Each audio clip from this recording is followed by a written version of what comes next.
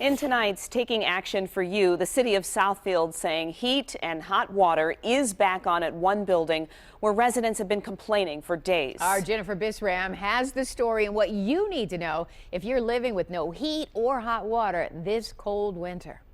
According to the city of Southfield, heat is finally back on in all of the units here at Atrium Apartments. But now the question is, what are tenants' rights if they want to move out? So they want to make sure that they have documented their complaints and that they can show that the landlord breached, not them. That from Ted Phillips, executive director and attorney for United Community Housing Coalition in Detroit. He says document everything. They need to be preparing as if there's going to be a lawsuit that's going to follow. So they want things like letters to their landlord, complaining about these dates, times, as specific as they can.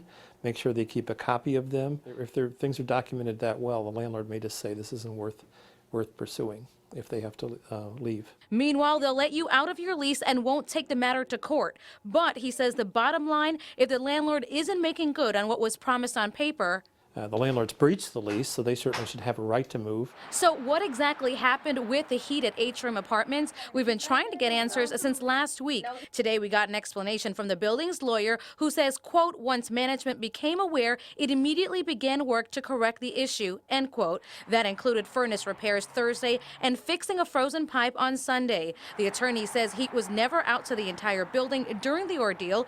Also, the city of Southfield tells us heat was out to just one unit yesterday, and it's been restored today. Meanwhile, Phillips says other things you could do if you don't have heat or hot water. If there's absolutely no heat, I mean, they could have another avenue, and that would be filing a lawsuit for what's under the state's Lockout Act. Well, they have a right to form a tenant union. They might want to consider individual or collective rent strikes if they make complaints to the city or the state or whoever.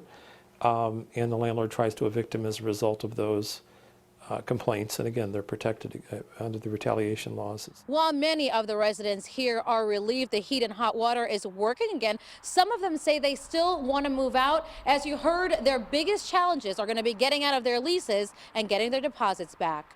In Southfield, Jennifer Bisram, 7 Action News. All right, Jennifer, thank you for going to work there. New at 5.